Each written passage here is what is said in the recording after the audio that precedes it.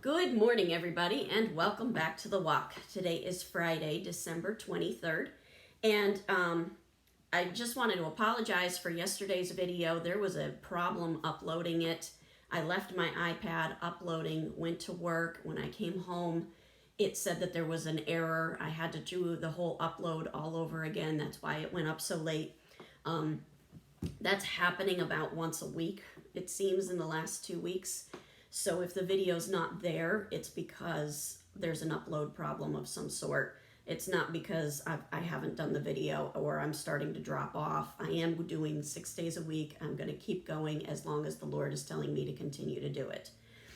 So today we're still in that series. We're still talking about the prayer closet, and we're talking about not being divided. It's very easy to get distracted by all of the things in this world. There's so much coming at us. There's so many other things that we may want to pay attention to. It's like the faster or more convenient things get with technology and stuff, the faster the pace goes and the more busy we are. So it's very important that we keep that priority of that prayer closet. And that brings us to Matthew 12, starting in verse 25. And this is where Jesus is talking about a kingdom being divided against itself. Now, there's a lot of things in our lives that try to divide up our time. We have to be very mindful about making that time for the prayer closet, because if we are not mindful of it, there isn't going to be time for it. We're going to find other things to do. We're going to, I've got to do this, I've got to do that. And as I'm talking right now, I'm feeling convicted because I tend to be slack in having that prayer journal time. I need to get back into that prayer journal. So I'm going to have some Christian friends hold me accountable on that, because I really need to break through on that. So in Matthew 12:25, this is what Jesus is talking with the rulers of the synagogue and everything like that.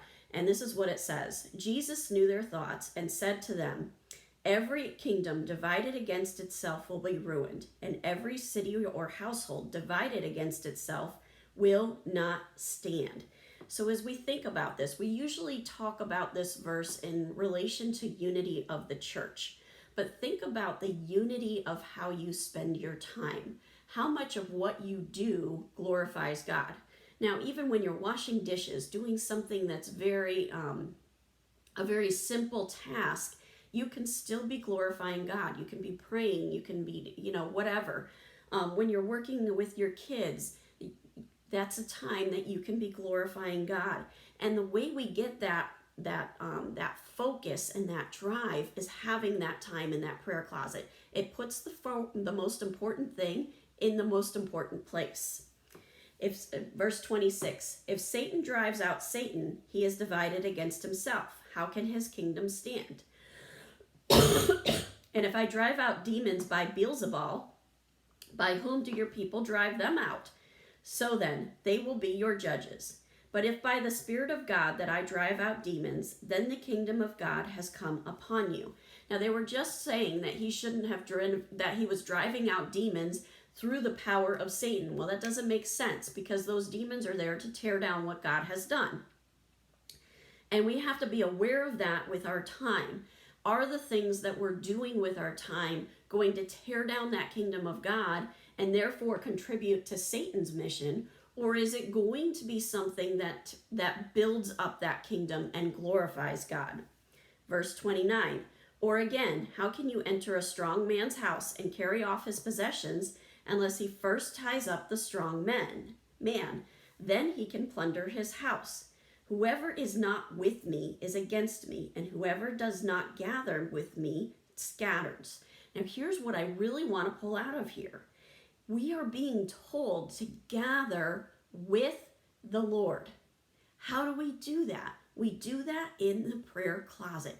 The prayer closet keeps us from being divided. It keeps us grounded. It keeps us from being swayed by a false teaching that all of a sudden is popping up all over the place. It helps us remember that he is that first priority. And when he's that first priority, all those other priorities fall right into place. So as you go into your prayer closet today, remember to keep the main thing, and that is your relationship with Jesus Christ. When you keep your relationship with Jesus Christ solid, the things you do throughout your day will glorify God. It just naturally happens because a house that's divided cannot stand. And when you're with God, you build that house and you make it strong. Today is Friday, so I've got to remind you, tomorrow there is no video. I will be back with you on Sunday. Have a wonderful day. God bless, and keep walking the walk.